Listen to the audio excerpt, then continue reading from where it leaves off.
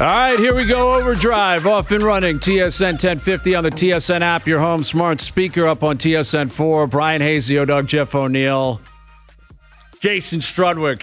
There's our boy Struddy. What a day to have you, Struddy. It's great to see you, buddy. How you doing? Oh, what a day of action. Trades all over the place. Could barely keep up. I honestly, you and I, we saw each other today. We're both looking great. We're both looking spectacular. We want that pointed out. Struddy will tell you why later. It might make you tear up, quite frankly. But met for lunch, a little bro hug. Hey, we had a buddies day, man. We had a buddies day for guys that talk for 3 hours every day. We generally don't spend a lot of time outside of work. It was nice to spend some quality time. Awesome seeing you, man. Awesome seeing you. And I just got in here. I was doing SportsCenter stuff. And then, I'm in here, I'm talking to Doogie and JP, and I asked them, is the trade tracker open and running up on tsn.ca? And I should have known that because, of course, it is. And I'm on it right now, and it feels like Friday, does it not? Like the trade deadline is on Friday, but all of a sudden today, all hell is breaking loose. There's deals all over the league. The latest deal just came in. Alex Wennberg is on his way to the Rangers. So Seattle, I think, is retaining half of his salary, and the Rangers are sending a second and a fourth-round pick. So Wennberg is on his way to New York.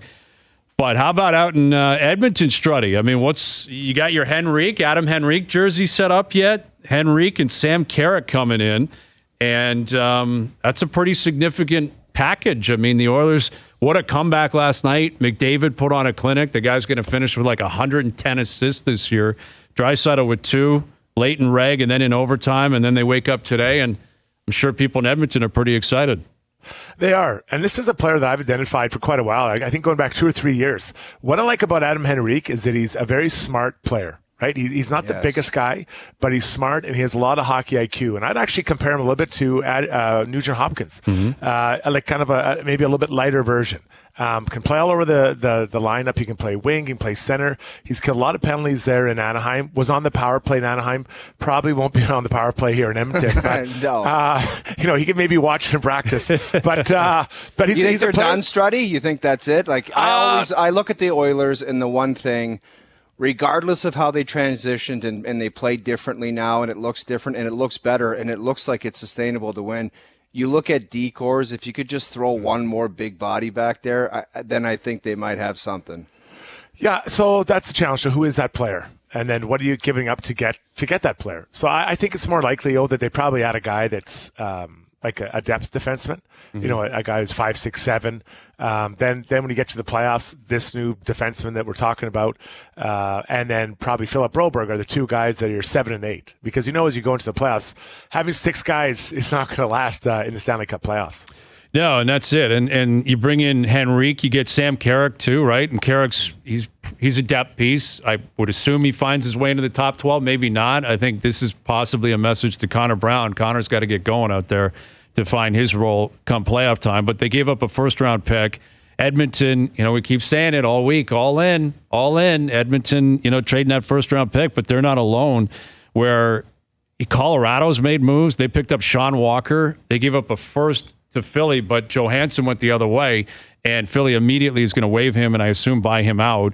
And they also traded Bowen Byram for Casey Middlestad. So the Sabres are in town playing the Leafs tonight. Middlestad obviously won't be there, and Byron's not going to be up here in time. And the Sabres are doing everything they can to monopolize young left shot defensemen. They have Power, they have Dahlin, and now they've got Byram. So a lot of people are curious as to what that means and what the future in Buffalo looks like. Hazy, it's just something different. Just like the Ottawa Senators, and we talked about it, what they're doing in Buffalo is not working as of right now. Yeah. So if it's something different, but it's crazy because now they're going to look somewhere else, whether it be in the summer or next season for some help down the middle. Help up the middle of the ice. Yeah. Exactly. But you're giving and taking, but it's something different. It's like, why not? You got to get different players in there. Well, but what if you're Bowen Byram? How do you feel? Where's your big contract? Oof. You already have those 2 guys you mentioned, Power and Dahlin, signed to big deals. They play a lot of the minutes. Unless you're going to jump on the other side, or one of those 2 guys plays the other side. I don't see any way to get massive amount of minutes there for Bowen Byram. It's dicey, man. You're right. And Buffalo is a place. The first guy he's got to call is Alex Tuch and say, "Explain to me how this has worked for you," because Tuch went from Vegas, where he was rocking to Buffalo. Byram, obviously, Colorado was willing to move off him. They did, but they won a Stanley Cup. He was there. They're chasing another one now. And he goes to Buffalo, a team that has not won really anything in like 15 years. So it's going to be a transition for him.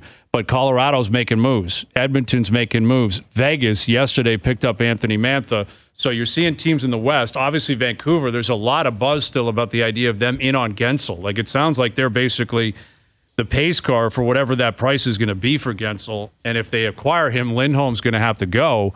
So there's a lot of moving and shaking. Monahan was obviously picked up a few weeks ago by Winnipeg. And then you look at the East, where Tarasenko goes to Florida today. We just mentioned Wemberg on his way to the Rangers. Now we wait to see what the other big boys are going to do, right? Does Tampa get in on Hanifin? It sounds like they're talking about him. Does Boston actually pull the trigger and acquire Lindholm? And then you got the Leafs, right? The Leafs are obviously a team that they made one move in Lyubushkin. They had that contract double retained, so they have a lot of money. But who's it going to be? Nick Seeler re-signed. He signed in Philly. Bogosian re-signed in Minnesota. Walker's on his way to Colorado. He's off the board. I don't think Hanifin's the guy they're going for. I don't think he fits because the rental, left shot. I'm not sure there's a deal to be had between Calgary and Toronto because there might be a tree living tax. So who's out there? Like, who are the Leafs possibly kicking tires on? I don't know who's left, man. That's I really it. Don't. I mean, based on the trade bait board, a lot of the top guys are going. Now, is David Savard available in Montreal? That's someone I'd be very interested in. Seattle trading Wenberg, are they saying that they're open for business? They got a couple of defensemen out there that might be compelling. But you just mentioned it. Like, is Edmonton still on that? Is Tampa in on that? There's other teams in the league. It's not just the Leafs that are competing. And the trade deadline, even though all this craziness is happening right now, it's not today. Right? It didn't expire an hour ago. We still have like 48 hours to go. That board, man, on Friday, yeah, it seems like it's going to take a hit. Someone's third round pick is going to be at the top of the trade bait board. Somebody's third round pick. Duffy better have his A game because that board just got depleted today. Yeah, there's no doubt. But you look at some of the trades that made. I'll look at Vegas. Does Mantha really feel like a Vegas style of player? I feel like Hayes was loving him yesterday, Struddy. He said he was big and tough. Sneaky tough. Controversy early in the show with me in here. This is why I'm going to All right, explain yourself. When I look at Vegas, I see a team that plays up-tempo, and they're in your face, and they forecheck hard. That, I wouldn't describe Mantha as that type of player. Not a great skater. Yep. I mean, there's no doubt about it. But I think that, he's going to have to either modify his game to fit into that style of play so he gets to play, or Vegas is going to have to think of a way to kind of use him differently because, again, I think there's certain style of teams that have certain style of player they like. When I saw that trade for him, that wasn't the guy I was thinking, oh, yeah, that is a Vegas style player. I think what they look at is size with sneaky skill, and to your point, a guy that will find a way to amalgamate to the team, will find a way to pick up on the energy that the other guys on his team have. Like Vegas, they are old school the way they build. They're very active. They're constantly looking for improvements, but they are massive. They are a massive team. And he has not played a ton of meaningful games in the National Hockey League. He played a lot in Detroit, and there was no winning going on. He goes to Washington on the downturn. Sometimes you have to think there's the possibility, and sometimes it's unlikely, Struddy, as you see guys and they are what they are, but they're put in a competitive environment where all the chips are in and they play for keeps, and some veterans just go to him right away and say, this is the way it is here, man. And if you want to pull some garbage, it's just not acceptable, and you're probably not going to play regardless of your contract or your status because it's just not going to fly here. So it might be the greatest thing for him to say, oh, this is how it works. This is what winning's about, and this is what a team is about, and I can buy into this because this is a lot more fun than getting your head caved in every night. It is, but I think that he can also write a new story for himself. If he plays that way and embraces the style of play that Vegas wants to play, his summer probably looks a lot different than if he would have just played it out in Washington. So, I hope that you mentioned some leaders in that group are going to talk to him, but also the people around him, whether it's his agent or whatever, right? Saying, hey, man, play hard for the rest of the season in the playoffs, and we're talking about something different come July 1st. Well, we always talk about it, man. You become a winner. Like, once you're labeled a winner, that's worth money in term. It's the best pitch possible if you're an agent. I've got a guy here who's won before. And, Mantha also is going to Vegas, kind of like, not quite Henrique. Henrique's going to probably be expected to play a bigger role. He will be. But if you're a guy that's being brought in to blend in, that's got to be an easier mentality to adjust to, right? Like Mantha's not going in there to push studs off PP1. Like that guy's going in, he's probably on the third line, chip in goals, play tough, play big. And I think that's easier than, some of these other deals where you're looking for impact. Like again, Henrique, we keep coming back to it, Struddy, and you know that team. And last night it was Draisaitl playing with McDavid, Nugent Hopkins, centering the second line. Henrique, does he play the second line center? Does he play on the second line on the wing? Is he a third line guy? I think these options are very valuable. Yet you go down the road, you look at what Vancouver's been dealing with the last 3 weeks. They were thinking the same thing with Lindholm. Like, bring this guy in. He's a center. He gives us depth options. We can move pieces around, and he hasn't found a role. So you think that's a mandatory transaction, Hayes? If they get Guentzel, Lindholm's got to be on the way out. Feels that way. I mean, also the cat's out of the bag. Like it's a business. It's a big boy world, right? That is a tough one to like. Lindholm knows that they're talking about flipping him. Like he's not. If Chris Johnston's reporting it, Elias Lindholm is well aware that Rick Tocchet and company are not loving the relationship. Like it's not. He's not stupid. I mean, word travels fast in the NHL, and if his name is being thrown out there and Boston's kicking tires, he's a UFA at the end of the year, right? There's a chance a team acquiring him might be thinking, all right, what's the price come July? If we get you and this fits, right, which would suggest to me that either collusion or Vancouver may be granting that permission. Lindholm knows by now, if it's true, that Vancouver doesn't want him around. So how do you put a Band-Aid on that? Let's say at 3:01 p.m. Eastern time on Friday, he's still there. Who has that chat with Lindholm? That's a quick hate on. That's all I'm saying, man. It is quick. What is that? Quick. A 2-month hate on? Like not even, man. Not even. It was the All-Star game. It was the day. Jimmy Rutherford told us on the Friday of the All-Star weekend that a trade That's was coming. a month and a bit hate on where Yeah. it's like I can't. And by the way, when coaches and people are talking behind the scenes, it's not just I'm not sure it fits. It's I hate that. I'm guy, really right? not a fan of this. I really dislike it. What about the other side of it? Let's say next year the Vancouver Canucks are trying to trade for a player with a no trade clause. Do you think that guy's like, yeah, no problem. I'll still come to Vancouver. Like, right. Players have memories, and probably more importantly, the agents have memories, and they'll remember this. And I think it's a really dangerous game to get involved in. There's no loyalty in the NHL, man. You know that. It's like if they can get something better, they will. And if a player can go somewhere different, he will. There's no loyalty, period.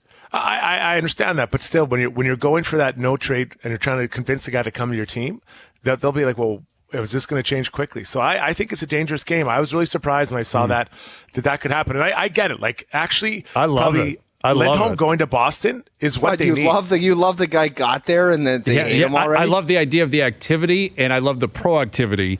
If it's actually a reality, because what you get is ego in the NHL all the time. You get a lot of management types that have thin skin and are worried about their image. And I think a lot of GMs in the league would look at this and say, I can't flip that guy. Look what I just traded for him. I just propped him up. I just put my neck out, and now I'm admitting to the world it's not working.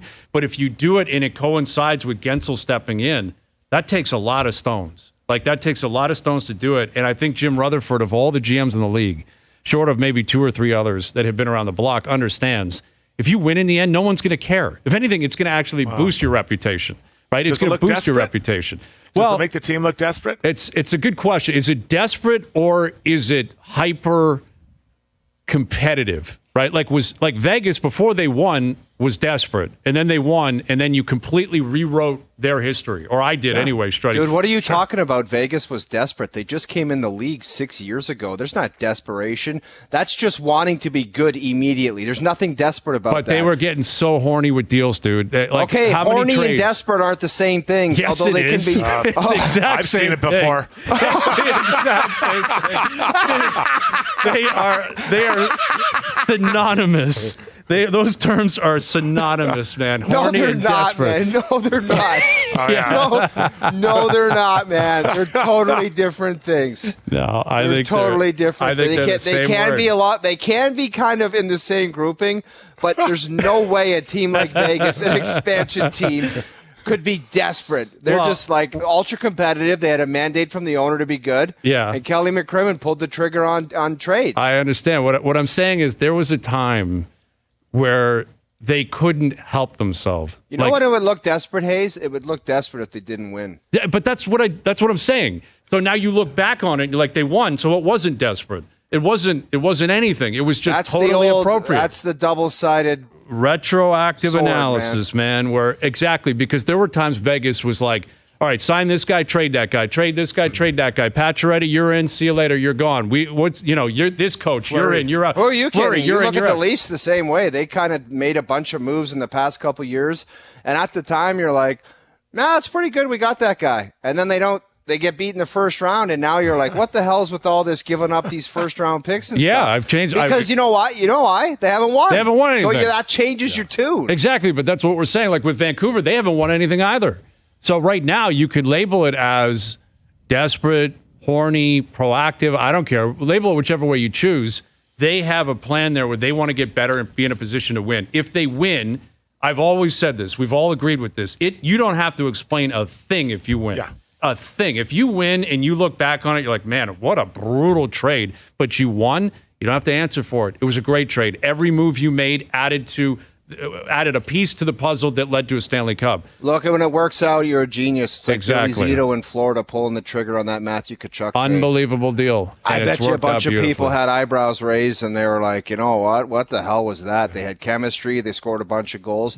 Now he looks like a genius. And if that didn't work out, he probably gets canned. Yeah, he's probably out of there. It's like anything else that turns out. I from what I hear from hockey people, when the Leafs drafted Easton Cowan, people were kind of, they had some questions. They were like, why did they take that guy? Kind of looks pretty good right now. Yeah. Hasn't played in the NHL, but that kid looks pretty good. Yeah. Got points in 29 straight games in the greatest league in the Canadian Hockey League. That's right. Yeah, they value that half a point in the Western League. But getting back, but don't worry, it's a point and a quarter in the Quebec League. Okay, so it goes the other way. It's added on in Quebec. When you look at the Vancouver Canucks, though, I wonder if it's different because no one expects them to be here this year. Right? The way that they're playing, where they're at in the standings, I wonder if they're like, this is maybe a free roll the dice here. Right? We have some young players that are getting better. We've got Pettersson signed to the deal. Maybe this is the one where we do go a little bit heavier and we do have a little bit more risk by getting Lindholm, now trade him away, then bringing in Guentzel. And it's a free roll the dice the way I look at it. Yeah. And again, I think to get back to what we were talking about, their image league-wide with players, with agents, I think the difference here would be Lindholm didn't sign there and then got flipped. They traded for him and then might potentially flip him again. Like Ferraro's told us that story about when he signed with the Rangers and he got traded to LA, I think like 30 games into his tenure, which is wild. Like you agree to set up shop, you sign, you go there, and then they find a deal and it's like, sorry, man, you got to be a part of it. You're out. And I think that happened with Craig Berube and the Gilmore deal too. I think he was like 40 games into his Leaf tenure and they threw him into the deal and he went to Calgary for Doug Gilmore. But anyway, there's a lot of activity in the league right now. We've got a lot of games going on. We got the Leafs and Sabres tonight, where the Sabres have been an issue for the Leafs in the past. And what I find interesting is Samsonov's going tonight and Joseph Woll's going tomorrow. And that would suggest to me that Keefe and company, they want to put Joseph Woll in a position where he can prove he can beat the best teams and he's comfortable against the best competition. And I think that's a smart play. I think we're aware of what Samsonov is. I give him a ton of credit for what he's doing and how he's found a way to completely redeem himself considering where he was 2 months ago. But prior to the injury, Joseph Woll had secured himself as the number one guy. He's only had a couple of starts since coming back. It wasn't a great one on Monday against Boston, but it wasn't awful. It wasn't bad. I like the idea. I don't know how you feel about it. Struddy, you chime too on Samsonov tonight. Put Woll back in Boston because there's a very good chance it's Leafs-Bruins in the first round, and if he's going to be your guy, he's got to get comfortable to play in that rink. I like the move as well, Hayes, because it's basically saying you were off a long time, and it's going to take you some time to get some rhythm, and we're not overly concerned if you don't immediately get it back, but we do believe in your abilities. So let's see what you got on Thursday night in Boston. But he's got a, I don't know, like for him, and if it doesn't work out, and let's just say it doesn't go well for him on Thursday night, maybe they just back off him and they ride Samsonov for a little bit and say, get your work in practice.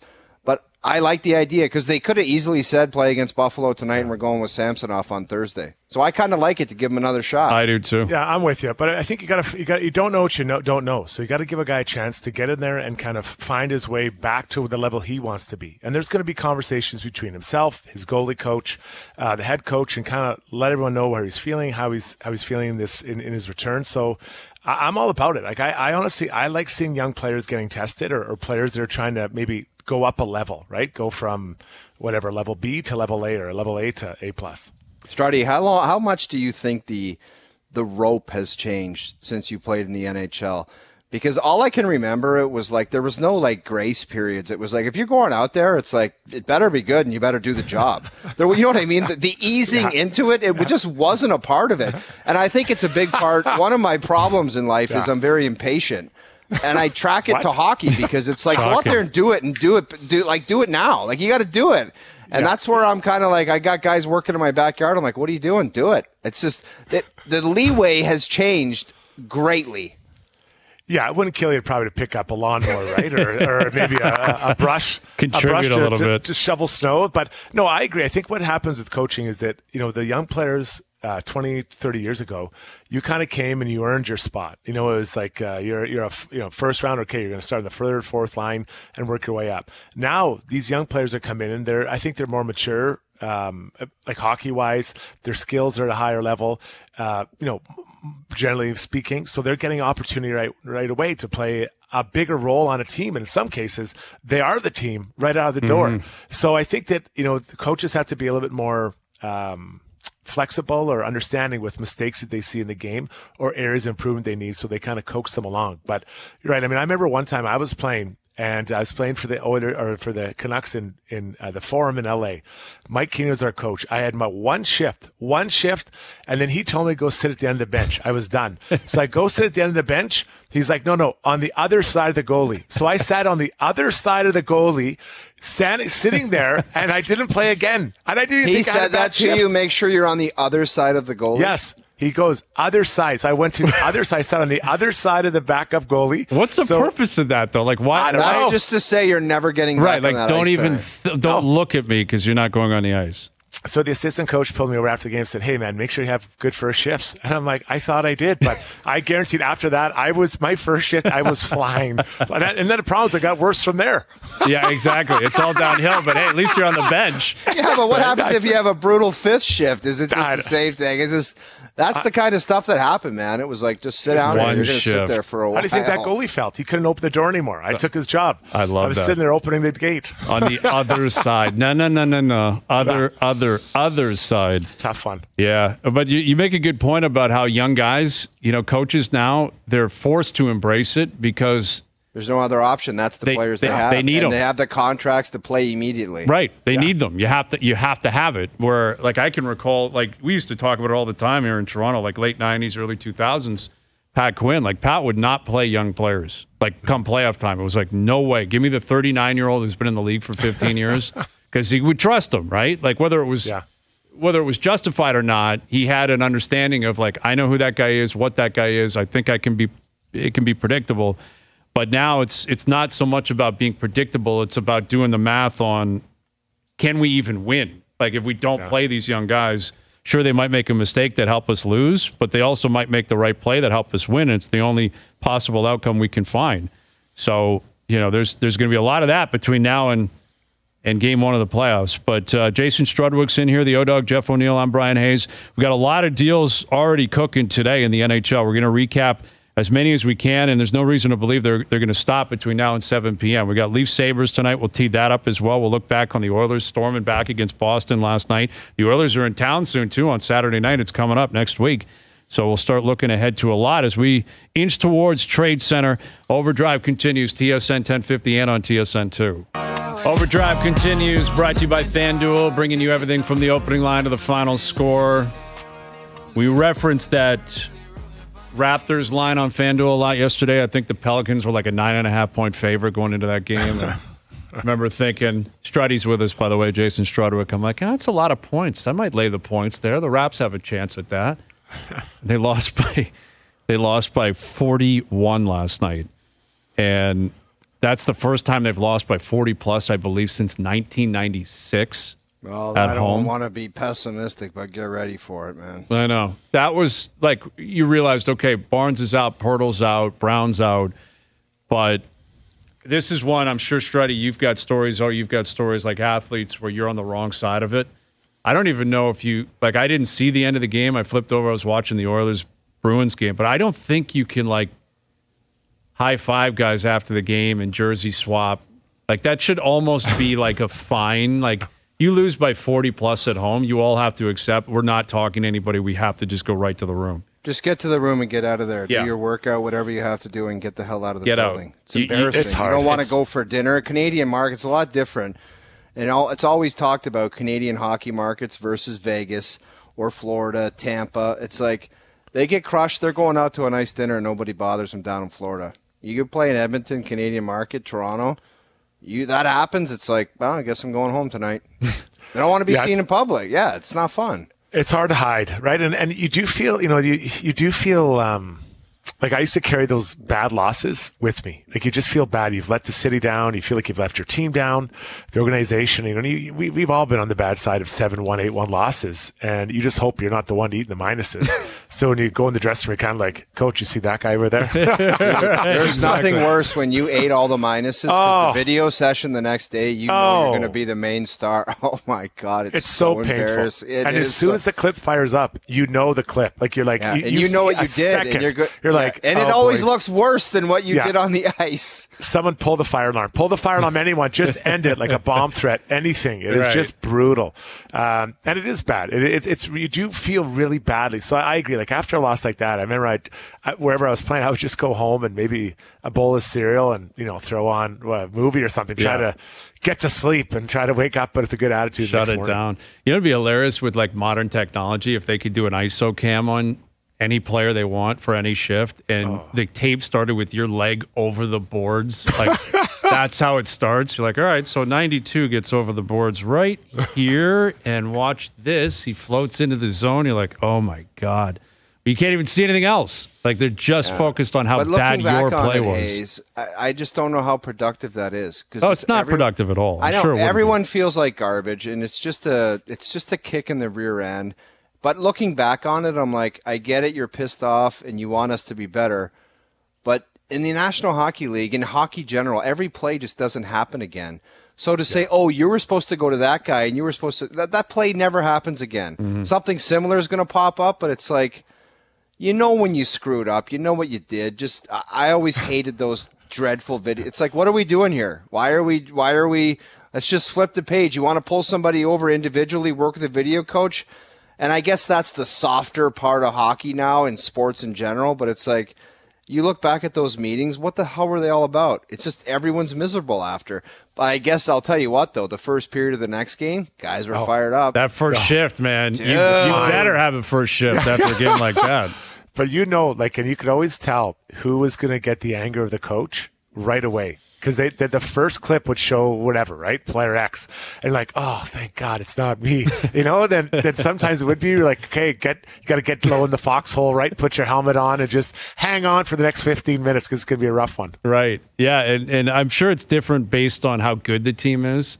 In other words, if it's a veteran, really good team, that coach might be more willing to just say, you guys are idiots. That was awful.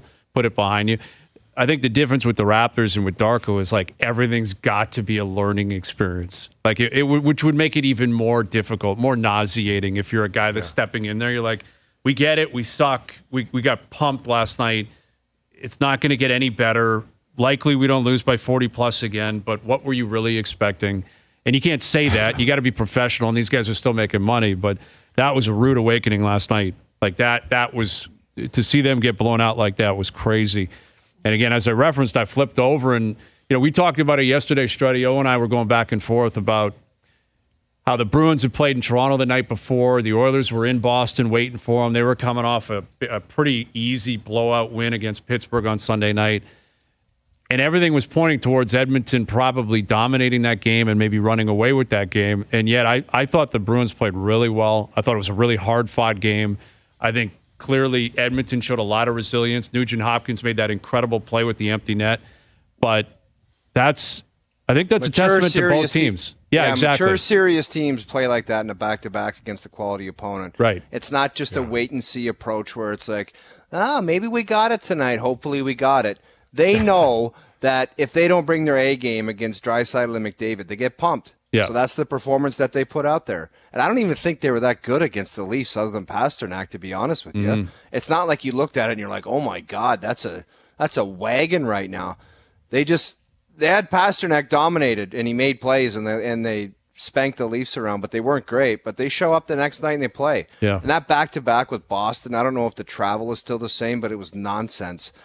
Customs and whatever, going through Boston, it was just... That'll be the Leafs tonight, right? Like everything you're saying about what Boston represents, the Leafs have to prove they can do that tomorrow, and that means you got to get past Buffalo tonight. It can't be a trap game. But if you're keeping the illusion or dream alive that you can catch Buffalo or Boston for home ice, you have to beat Buffalo tonight. You have to pick up 2 points, and then you have to go into Boston and win in regulation. Like, it's mandatory. If the Leafs are going to possibly keep that dream alive, you need 4 points in the next 30 hours, and against Boston, it's got to be in regulation. You do, but the thing that I like about Boston, and specifically that game against Oilers last night, is, and I know you used the word, they're very mature, and they were like, we're not going to beat ourselves tonight. We're going to make the Oil earn everything. And it really felt like kind of like an Game 5 or Game 6 in the playoffs, where everyone knows that, one goal might win that game, and it almost did last night for Boston.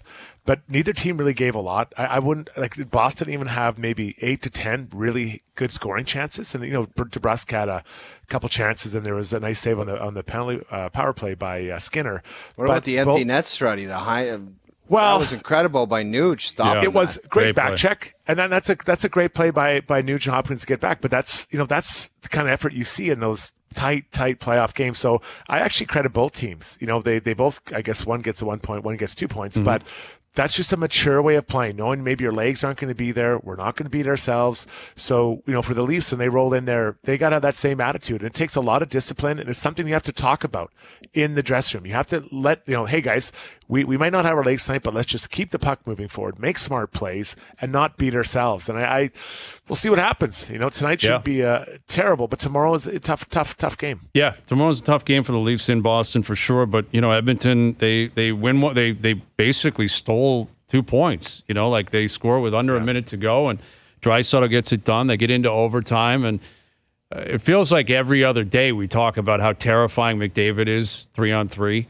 and like that's McAvoy on him. It's through like two 4 D-men. bodies. Yeah, it's 2 D-men out there. Crazy. And they still get that chance. And then you got to give Leon said it after the game. He said, it's getting harder to score 3-on-3 because of what teams are doing against, everyone's top. But, that's 2 D-men out there, and still they're just looking for a little bit of space, right? Just create a little bit of space and get people looking around. Then bang, that pass comes across. So, Boston, they had a good chance, but I think just a little bit more firepower on the Oilers bench in 3-on-3. Yep. And there you go. Edmonton may have done a favor for the Maple Leafs last night by taking a point away from the Bruins. The Leafs have done a lot of favors for the Oilers, Zach Hyman and those guys. So they got to return the favor here, right? Hey, Sam Carrick was a Leaf. Sam Carrick, right. He was a Leaf. There you go. Who else? They know. Conor Brown, exactly. Like, Conor's got to get going, man. Brownie's one of our friends on this show. We love Conor Brown. It's been tough. Like, what does he have? I don't think he's scored yet, right? He scored in exhibition. Okay. Well, but, I'll ask you the question. Obviously, I think, you had way more natural skill than he did, but how much of a funk do you get into? Because I've seen him now come across the blue line in the middle of the ice and dump it in the corner when he maybe could have just wasted one on the goalie. Like, he has got no confidence right now offensively. Well, you would know because that's what you did every time you had the puck. But when you're an offensive player, you just literally get into a world where you're like, I almost hope this doesn't come on my... Like, if you're breaking up the ice and it's just a simple side pass from a D-man and you got to carry it through the neutral zone, you're like, man, can you go somewhere else with it? Because you just go into a universe of... It's hell, because for a guy that... I don't think he's been elite production-wise at the National Hockey League level, but that guy was a big-time scorer in junior, and he's always kind of produced. He's always around the net, and he's always making plays. To go on this type of a slide... It's new, it's embarrassing, and you completely lose your confidence. You're going out there, and the only way I can describe it is you almost forget how to play hockey offensively. You know you can work your ass off to get in your own zone. You know you can finish a check. You know you can kill a penalty. But offensively, you forget how to play hockey. I can remember once on a 5-on-3, I just got the puck and I made this like chasse, half shot, half pass, like to nobody, and it like hit the side of the net. And then nobody was there. And I came back to the bench and Pat said to me, he's like, I don't know what that was, but it was pathetic. and that was the mindset I was in, where you're just like, I don't even know what to do with this thing, man. I used to tell Ronnie Francis, I'm like, dude, and Matt Sundin, I need a slam dunk empty netter, like cross crease, to get me out of this, because I don't know what the hell I'm doing out here. Yeah. And those guys were so good, they'd always give me one. Because that's what you need. A chasse, dude. Yeah. If you do a chasse to nobody. In front of Pat Quinn, of all people, that's. Oh, my God. You're going to hear it. I've never heard that. Is that an OHL thing, talking it's about a chasse, the chasse? Shot pass to nobody. I've never heard it. Yeah. I've never heard it. Yeah, it could be an OHL thing. At the Manitoba border, it just ends, right? A lot of dump and chase, eh? A lot of dump and chase. A lot of shaz and chase. Sorry, I got to get to the bottom of the WHL for once and for all. It's like, you guys think that just because the bus trips are longer, you guys are way tougher out there, and it's way great. Why? We unload our own bags. You guys probably have butlers. Nah, you guys. I've heard you guys had butlers and stuff like that. Serious. Like up in Kamloops, you guys weren't like, you win Memorial Cups. You got the budget probably was through the roof. You were the original London Knights out there, probably greasing players and everything. No, we it got heavier when we had to carry the Memorial Cup with our bags, but we still did it. You know, we were happy to do it. Yeah. It is. Listen, it's got that reputation. There's no disputing. There's tough guys out there. But I believe Bob Probert's from Ontario, Ty Domi's from Ontario, right. Marty McSorley's from Ontario. Like, it's amazing how many, like, crazy... Louis DeBrusque, we talked about him earlier in the week. He kicked your ass, Struddy. Louis is an Ontario guy. He jumped you, but he's an Ontario guy. Rick Tockett's an Ontario. There's so many crazy, tough We'll give Ontario you Wendell guys. Clark. We'll give you Wendell Clark out, though. Yeah, we'll that's give you a him. favorite. We'll Fan favorite there. And there's tough guys out there. Craig Berube, clearly, but there's...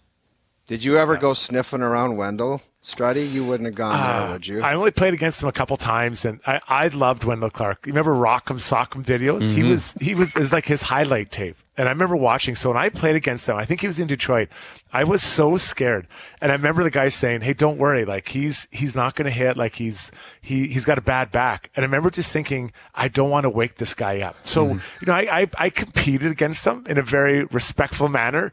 And I was pretty young, so maybe when I got older, it would have been different. But it's like Wendell Clark. Wendell was the guy. Bob Probert is another guy that.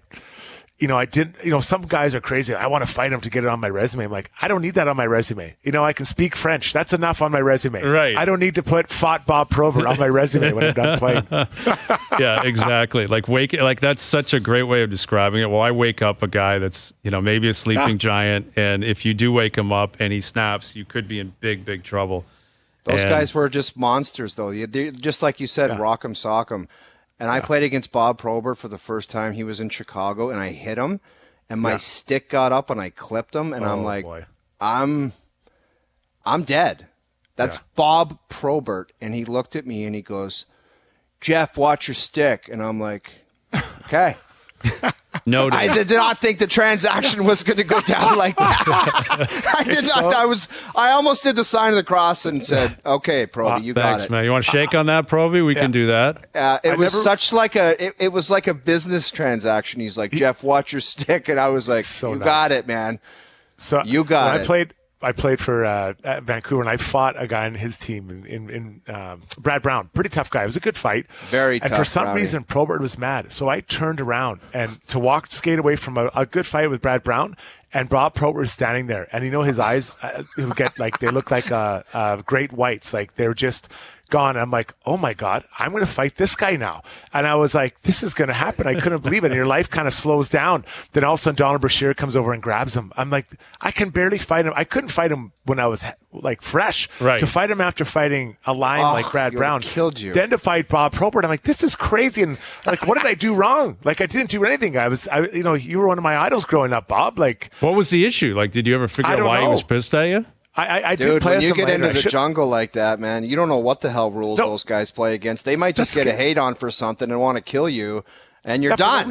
Actually, you gotta get out of the jungle, man. Bob, people like me. I'm pretty friendly. Like, I think a lot of people like me, but but you can see there are certain guys you'd fight. Like, I saw it in Semenko. His eyes just they show no emotion. And that's so scary. And you go to fight someone and their eyes are like zero emotion. My eyes are just like, oh my God, is this going to happen? You're scared. But not Probert, Semenko, those, I don't think Wendell Clark's eyes showed any emotion either, although I never fought him. It is scary when you see that in someone's eyes. I want to see some emotion. Right. Yeah, you want to know that maybe you're fearing that guy. Like, he's a little bit fearful of what you could bring to the table. Or aware we might actually fight and care. Like, he doesn't care. Like, I can either fight you or smoke a cigarette. Which one do you want to do? Totally routine transaction. That's what it is. It's a transaction for them. Right. It's life-altering for you. For them, it's a paper transaction. That's right. They don't care. It's like a shast. A shasty? What's it called again? Exactly. That's right. A shast. Although I love that Donald Brashear jumps in, which speaks to having guys like that. We were talking about Reeves and Rempe earlier in the week, where you get a big guy like that, you better have someone that can match it, or you're in big trouble because someone else is going to have to step up to kind of represent the bravado of the team, and that guy probably isn't going to be able to match it. No, that was me. When Brashear got traded, it was me, and I'm looking around like, anybody else want to help out here? Yeah. Like that was scary. I did it. Well, it's the problem playing with wingers. right? Like, when I played with Shanny on my wing, it's like we'd be up or down, and he would start fighting those guys, and I'd be like, you get involved in that stuff, it's like, I don't want to be around that stuff. I don't want to be, because they've always got buddies where they want to get involved too. I'm like, because he wouldn't just pick some guy middleweight, he would fight heavyweights, and it's like, that's bad news. I don't need to be involved in this nonsense. Short shifts before the trouble starts. Yeah, just missed it. Just got off. Oh, man. I would have been in there. Just missed out. All right, James Duthie coming up. JD in about 20 minutes. Jerry's percentages. Struddy, I don't believe you've ever done this before, but we'll explain it. It's very complicated stuff, but I'm sure you can find your way through it. Jerry's percentages in about 45 minutes. We're going to have Hayes versus Struddy. Edmonton versus Toronto's coming up as well. OverDrive continues, TSN 1050 and on TSN 2. All right, James Duthie coming up in about 15 minutes. JD's head, I'm sure, is spinning. A lot of trades in the NHL today. Get his take on those deals, what else we can expect moving forward. Bryan Hayes, Dog, Jeff O'Neill, Jamie. I was going to say Jamie Noodles McLennan. I almost said it. Sorry, Struddy. I don't know if you've been ever confused for Noodles before. Just like when Maverick threw Bruce's chains in the lake, you gotta move on, Hazy. You gotta move on. Jason Strudwick. Sorry, Struddy. You and Noodles, just two peas in a pod out there, man. Yeah, similar, for sure similar. I didn't have as lazy a glove hand as he did, but similar personality. I see. I hear you, man. He's out in California. Ottawa's out there. Ottawa made a deal today. Tarasenko being traded to Florida for a third-round pick and a conditional fourth that can become a third, depending on how Florida does. Yeah, well, you're handcuffed. He's got no movement clause or no trade, so it's like he's telling you where he's going, and you get the best you can. Why would you sign that? Exactly. Why would you sign that deal last summer? You knew that was going to happen. Dude, no kidding, especially a guy that was, by all understanding, he was hanging around looking for a deal, and you give him a no trade? No way. Yeah, it's crazy. It's crazy because this is the NHL, though, in a nutshell. Guys like Tarasenko, good players. I'm sure he had a bit of a market. Ottawa wanted to secure him. Ottawa was desperate because they thought the rebuild was over and they were going to win. They probably weren't thinking we're going to trade him at the deadline. They were thinking this guy's going to get us over the top. And in order to get him, this is what we're going to have to give. But why is Tarasenko getting a full no trade or a no move? Like, why is that even happening in the league where guys who are depth pieces and, Tarasenko's, he's got a name value. He was a star, but he's not anymore. You didn't offer him some 4, 5, 6 year deal to set up shop. There was a very good chance it was going to be a one and done scenario anyway, and then you completely handcuff yourself. It's silly how much this is happening in the league. How many players that are depth players have a limited 10-team no trade for a guy in the third line? It's crazy. It's crazy. And it leads to this. Try getting guys to ink a contract, though, in smaller markets and Canadian markets. It's like, if you don't do it, Hayes, they say, I'm okay, I'll go somewhere else. Yeah. Got to do it if you want the player. Yeah, that's what it seems like. That's probably what is the explanation. If you want him to come up, you got to allow him to basically determine where he's going to go if it doesn't work out.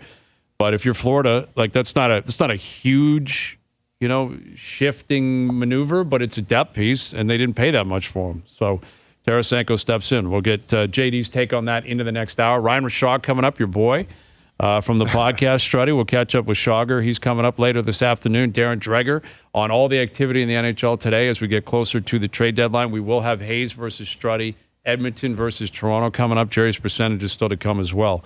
Leafs in action tonight. We're teeing that up. Leafs-Sabres down at Scotiabank. Jason Strudwick in here with the O-Dog, Jeff O'Neill. I'm Bryan Hayes. OverDrive continues. Hour 2 up next. TSN 1050 and on TSN 2.